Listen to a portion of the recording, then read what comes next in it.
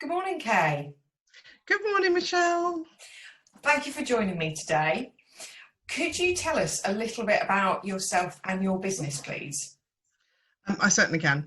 I run the wonderful agency Andromeda Talent, and we work in representing, managing, and booking talents for all sorts of opportunities. And that's mainly speakers or presenters or special guests, but we also do work with some performers and entertainment acts. And we also work on recorded media. So if somebody wants to make a film of them, we say yes, please. Now, you've joined me today because the government have issued a whole raft of different dates and guidance and advice and fluffiness in general about events and what can and can't happen. Now, I know I can't make head nor tail of what people can do or can't do, so I'm hoping you can give us a little bit of clarity as to what can happen with events at the moment. Well, that is quite literally the billion-dollar question.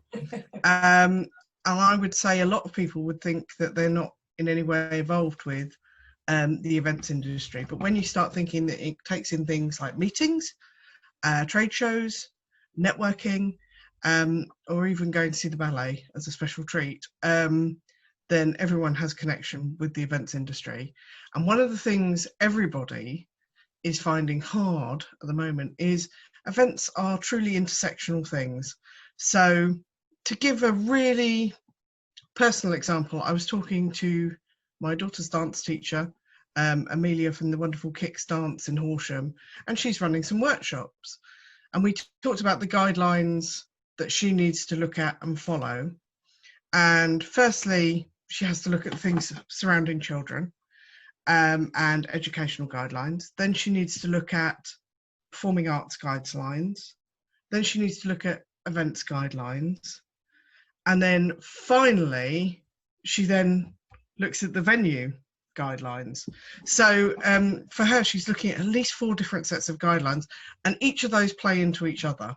And I think what we'll see over the next couple of months is a lot of events going on and people querying whether they should be, and people going, but I'm adhering to this set of guidelines, when another person goes, but shouldn't you be adhering to this set of guidelines?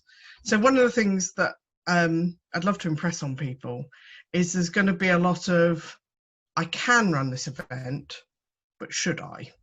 Like, realistically, That's a should very I? interesting question, actually, and one Yeah, I was talking about with a networking group yesterday, with them saying, when shall we start in-person meetings again? yeah. Looking at the dates and saying, well, we could start then. And somebody else said, oh, but will people want to come out and go to a networking meeting? Yeah, exactly. One of the things that is so vital is this free flow of communication between whoever's organising the event and the people who are likely to attend.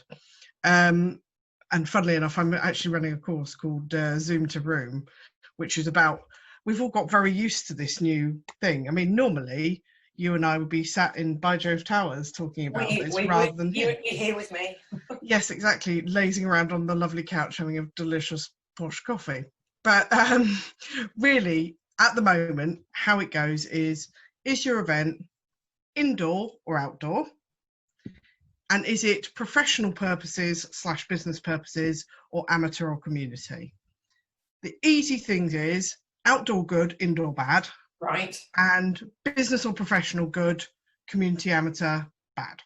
Right. So if your purpose of your event, let's be brutal, is to get the economy moving and is to promote business and to get money flowing through our economy, you're likely to be supported by those guidelines. From a health perspective, the things to consider is if you're outdoors, we've already seen that that seems to be a much safer option. So what I've done is I've broken down different types of events we all might be interested in the Horsham district. So there's some really easy stuff, which is actually, funnily enough, the biggest stuff. Conferences, trade shows and exhibitions. So that can be inside, doesn't have to be outside. 1st of October, fill your boots. So the business shows that are looking at going ahead in the district could... Those larger ones. Right. The thing to consider is social distancing will have to be in place. at a range of 2 meters per person. So the idea that we've moved to 1 meter plus is actually 1 meter plus is your absolute minimum, and 2 meter is where you're gunning for. So when you're planning out a trade show or an exhibition, you need to take that into account for the stall holders and for the attendees. So you'll have to have a lot more free-flowing space. And there are some very complicated calculations online, if you want to go into it, onto how much you allow per attendee. The other thing is, with all sorts of events, it's pre-booking. We're not looking at walk-ins. We're not looking at those beautiful council-run events in the Carfax, which seem like they'd be a really safe version. You know, how much would we all have loved Americana or Piazza Italia this year? And you think we're outside, people can move where they want, but the problem is you can't connect all the dots. It's all about track and trace, essentially. We'll get to a point where somebody's infected and we need to tell all the people that they're in touch with, and so that means pre-booking. So whatever size your event, with Americana, it's in the park, so you would think we could just put the cars in the park, everybody wander around, have a lovely day, get some food, fantastic day out. Yeah. However, what the interesting thing like this, and I've seen locally, Leonardsley have put up their kind of festive season. Yes. The beautiful lights, and that for me strikes me as it's outside. People will pre-book, so they'll know who's turning up. They can guide people where to park. They can guide people where to walk. So that is really manageable from a venue point of view and from an event point of view. So those are the big booking that's really key then, right? Yeah. And for those bigger events, 1st of October. The other date that's floated around a lot is the 1st of August. Yes. Now, this is the slightly confusing one, because basically from the 1st of August, any outdoor events can be run, including performing arts. However, this is when that professional business or community or amateur comes in. So if I wanted to run an outdoor Shakespeare play and it's put on by a professional company in a venue where it's pre-sold tickets, fine. If I was a local amateur dramatic society wanting to put it on in, say, the Human Nature Garden and have people pay on the door, that's not fine. So that why is that not fine? Is it because you're not selling the tickets in advance, or because you're not a professional company? It's both. So that's where, as when you're planning these events, like everything starts playing into it. So one of the things they're very worried about is talking and singing.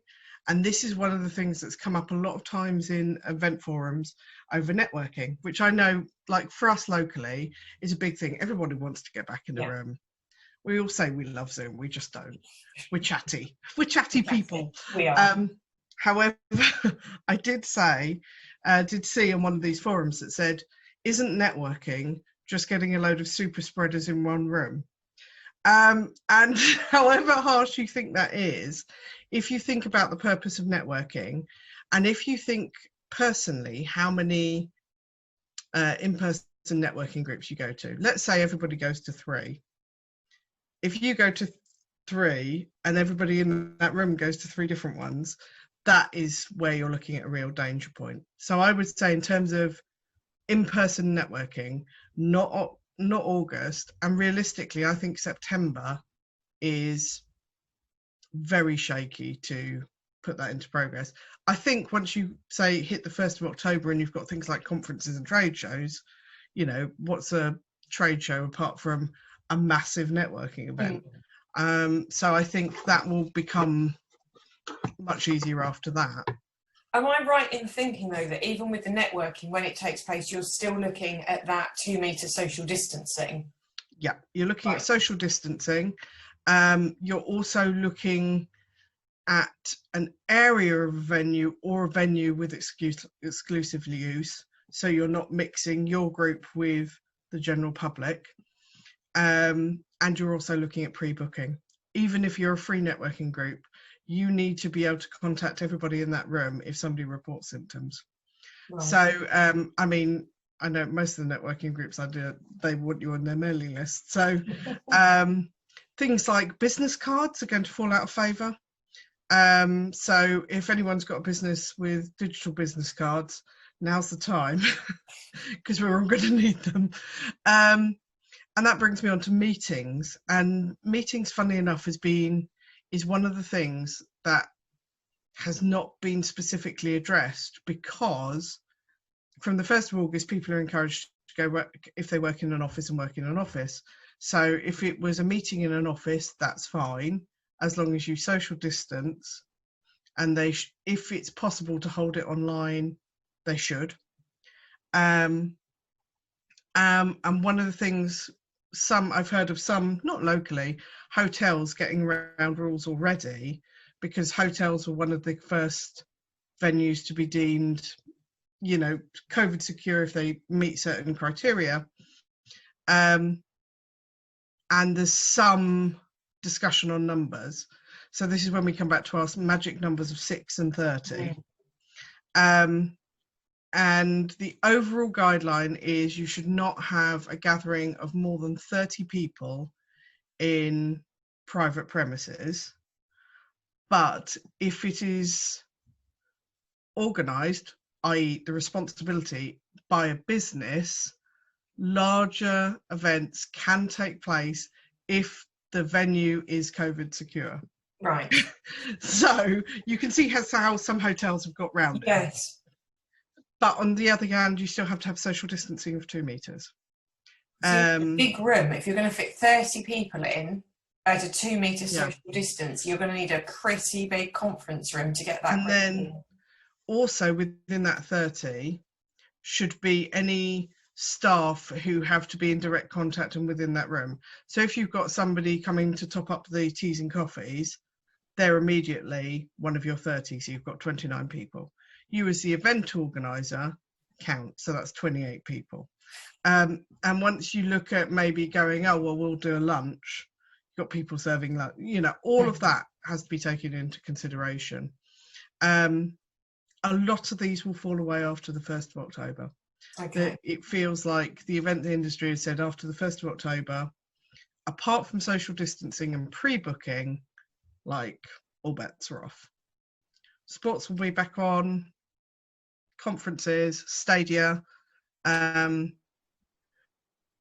Interestingly, we then moved to the performing arts and entertainment. From the 11th of July, outdoors performances allowed.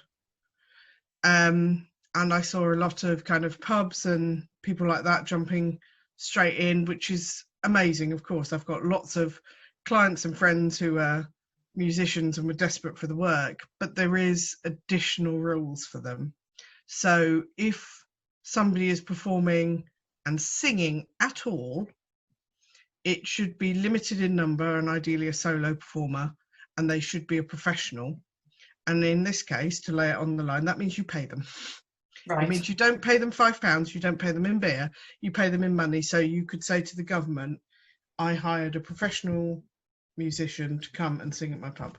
And even then, social distancing between the performer and the audience needs to happen, and any audience needs to be social distancing. And ideally a pub garden, beer tables have already been social distanced is perfect. But I've heard of amateur brass bands who were rehearsing privately having to be shut down and things like that, because there are certain exclusions to who can play instruments. And basically, if it's your job, you can usually find a way to do it. If it's a hobby or if it's an extra, not so much. And the same for theatre, comedy, dance, music. I mean, the Live Comedy Association has had quite a big fight in the last couple of weeks after the government forgot to include them as a performing art in their £1.5 billion arts package. And they've now gone back and gone, oh yeah, no, sure. But again, a lot of that money will go to venues. So what we've seen is a lot of the guidelines and everything is the responsibility falls to the venues. And so the temptation as an event organizer is to be like, well, if they've got it covered, I don't need to. But I think we're still in for a rocky ride for at least another 6 weeks in terms of events. And one of the biggest things I think we need to consider, particularly in the Horsham district, which has done well with its numbers, everybody playing by the rules, is, are people ready to come out? Are people ready to be in a room with other people who they may not know, who they will not necessarily know where they've been? Are they ready for that? And are they ready to pay money for that? And that is quite, that's quite a big thing, I think. I personally don't think I'm ready for an in-person networking meeting yet. No, and I think what's been interesting for me is I know I've had to take my eldest to the orthodontist and to an immunisation clinic. And as part of the pre-COVID checks, we were asked if she's been contacted by the track and trace team. So if she had been at an event and we'd been contacted by the track and trace team, her treatment that she needed, so the immunisation and the dental treatment, wouldn't have gone ahead because they would have refused to see her had she been contacted by the track and trace team. Yeah. So it's not just, I think, are you comfortable to go out? It's the wider implications that if you do need medical treatment or dental treatment, that you're asked these questions about have you been contacted, and if you've been at an event and you've had that phone call, that could have a knock-on impact. And I think as well, you need to think about relatives that you're looking after. We've still got somebody that's shielding in our family that we're dropping shopping off for. So we're being particularly careful there. So this question of, are people ready, I think is a really valid one. And also, one of the things that's becoming really apparent to me in track and trace is every time as I'm contracting clients into doing various bits of work, and I'm sending them a COVID form, as we all call it now, and they have to provide personal details that can be passed on if somebody shows symptoms or has exposure. As event organisers, you have to think about track and trace, and you have to think about GDPR. Yes. And I'm sure that's something we can touch on the group. We've got a number of people who are more qualified than me at that, but unfortunately, it's now not as simple as taking people's information and storing it just in case. You need to be storing it in a certain way. You need to take certain bits of information for certain reasons. And that's putting an additional burden on. If you're running a pub and you want to get people in the door, that's an additional burden for you. And if you're running a networking group, that's an additional burden, because you're going to have your networking mailing list and your COVID list. And realistically, if somebody won't supply you details for the track and trace or the COVID list, do you still let them in? We've got a very delicate balance now, I think, as we move through the next 3 months of our own personal kind of rights and freedoms and the greater good. Yes. And what we saw in March and April was we all went, right, we're all prepared to do our bit, more or less, to help the greater good. Like you talk about people shielding, we are essentially doing them a favour by not going around hugging each other.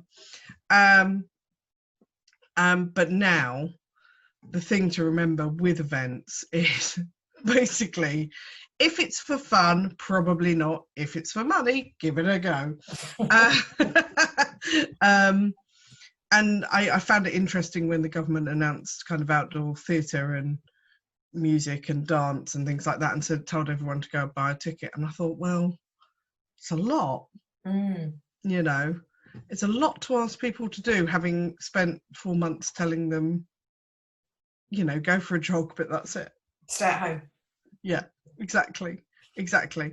I would say if you're a venue that hires out, you should be looking at the various schemes to work through being COVID secure. It seems to me there doesn't seem to be one obvious government-backed scheme, and there will be people that want to take your money to give you a certificate. I think there's probably either free or cheap ways to work through the guidelines yourself, and realistically have a policy for yourself because you need it. So if you have a room you hire out or you're a venue, it's in your interests to work through and come up with a policy that suits your venue, that matches the guidelines. So you can say to people, no, we're taking this seriously. So And that's interesting. As you would need a GDPR policy, you really need a COVID policy to yeah, show that you are a COVID safe venue, because yeah, you're hiring out rooms or a theatre or a studio to other people. yeah. And the interesting thing that's coming up a number of times in different places is when people are buying tickets, being contracted as a freelancer, there's a clause that basically is the get out of jail free clause that says, by doing this, I understand there may be a risk of exposing myself to COVID-19, and I understand this and will take suitable personal risk. So that's putting onto the hands and the mask. It's the hands, mask, no tongues. But as a venue, particularly given that we see that nobody's going to insure you for this. No. So if you hire out, say you hire out a meeting room, and then there is, not even an outbreak, but there's an exposure that happens, and then the organizer comes back to you and says, I need to refund my participants because somebody felt ill at lunchtime, blah, blah, blah. You're not going to be able to rely on your insurance on a non-payment clause. So everybody's got to keep this dialogue really open and really clear about the situation. One of the issues I found was going into this, I had a lot of bookings between March and November, and every single one of those contracts has relied on the force majeure clause. Right. And the force majeure clause is quite woolly. We all use it. But it's the one where nobody gets paid, but nobody gets mad. And that can't be an ongoing situation. We all have to have this really clear cancellation policies, really clear rebooking policies. I'm booking clients in for international travel. I'm having to say they do not refund the travel. So all those sort of things for events have to come into play. So there's an awful lot for people to think about and consider. Yeah. They've got lots of different policies to look at. They need to look at insurance. Are venues secure? Venues need to think about, are they COVID secure? So really, it's a big undertaking at this point in time if you want to put on anything that comes under that huge umbrella of events that you've shown us. But perhaps on the 1st of October, it might be a little bit easier to put on an event than it is if you think, I'm going to jump on the 1st of August bandwagon. Exactly. And then we have to, the final thing we have to address is the dreaded word second wave. Yes. And also flu season. So as a parent of a young child, I dread between October and January because we all have permanent runny noses, colds, coughs, whatever, and that has to be taken into account because at the moment it's summer, and if somebody coughs, you go, hay fever or COVID. Yes. But like come October, we're going right. How's your temperature? Okay. How's your nose? Right. How's your cough? Okay. You know, there's going to be a lot of kind of absenteeism, not just from schools, but from meetings, from work, and all that sort of stuff. Regardless of how much the second wave is actually flu and is actually COVID. But an interesting glimpse of light is, although in the government announcement they said the Nightingale centres will be held open until the March next year, it was actually released that XL is going to be operational as a events space from the 1st of October. Oh, which is quite interesting. So whether they've got sort of special permission to hedge their bets, and the government sort of said, well, look, if you get a big event in November, we won't stop you and we just won't use you then, or what? But I thought that was interesting. I mean, thank goodness we haven't had to use them in the way that we thought. But yeah, I mean, from the 1st of October, you can plan. Small deposits, great refund and cancellation policies, you can plan. 2021, fill your boots. Oh, unless you're a theatre at the moment, though, because we Oh, don't really know unless you're a what's happening theatre. with theatres, do we? So theatres is interesting. A lot of planning for the spring onwards next year, but St Martin's Theatre in the West End, where they perform The Mousetrap, the longest running ever show in the known universe, like 30,000 performances or something. It's a privately owned theatre as opposed to being like one of Cameron Mackintosh's or similar. Yes. So they are planning to restart performances on the 23rd of October. Ah. And they've done this by going in and ripping out every other row of seats, and people will book in household groups that will then have a certain number of seats between them. And the cynic in me goes, it's to capture the international tourist market that comes over then. But it's a useful experiment for everyone else. I can't help wondering if everyone else has gone, if you could try that out, that'd be great. But the interesting thing is the average for theatres is that they need 60% capacity filled to make any money. And if you're taking out every other row, you could say that that's 50% capacity. Or less. So I'm then having to leave seats between family groups, you'll be at less than 50% capacity. Yeah, very true. And so you could say that, I'm sure the Mousetrap can afford to do it. 300 million years in, privately owned by some very rich people. Actors probably on minimum equity wage. But, it is an interesting experiment. And I'm currently contracting some clients for tours early next year.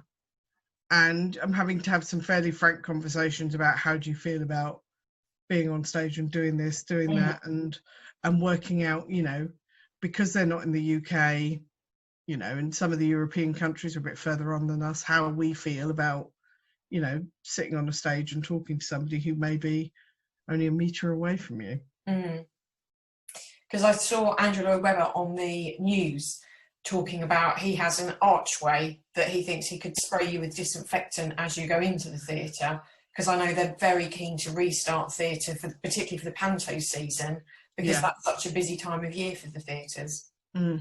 Yeah, I don't know how I feel about essentially being squirted with Dettol walking into the theatre. And I kind of go, well, realistically, aren't you better off coming up with a more rigid cleaning schedule for the actual venue? And maybe you have, like we have in shops even in town at the moment, like, before you come in, sanitize your hands. Yes. So that everyone sanitize their hands. You could make it mask compulsory. But I think the idea of kind of doing, gets in your eyes, or sensitive skin, or doesn't go off but somebody walks in, just seems a bit bonkers. But I can quite understand why Mr. Lloyd Webber wants to protect his millions. I do think, though, you're right. I think a few people would be put off by being squirted, and actually it's not then stopping you coughing and spreading the virus once you're inside the theatre. So no. And realistically, what do you touch? You touch with your hands, and a spray isn't necessarily going to get my hands, whereas hand sanitizer, if you made sure people were doing it.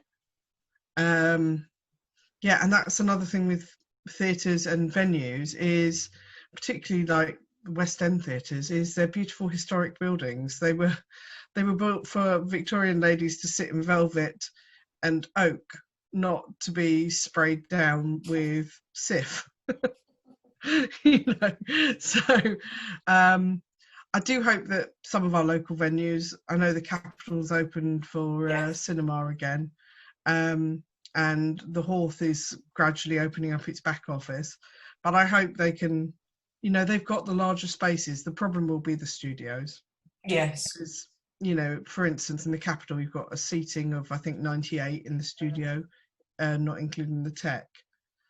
So to take that out, to have an audience of 50 for something, essentially, is going to mean the numbers won't work. Mm.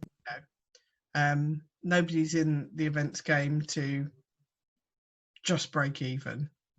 And that's the thing, I think, probably where event organisers and venues really need to work together at this bit of 2020. How do we get things restarted without one party taking the full hit? So is it a case of venues go, right, well, we will do, if we're doing 50% capacity, you get 50% higher fee instead of the 100% higher fee? Or is it that they move to box office splits, like just temporarily for that sort of thing? That's the thing that where we all have to work together. It's not about people doing freebies. It really isn't. And funnily enough, this is actually governmental advice saying you shouldn't have people to sing in your pub for free. You should be paying them as a professional because it's their job. This is their livelihood.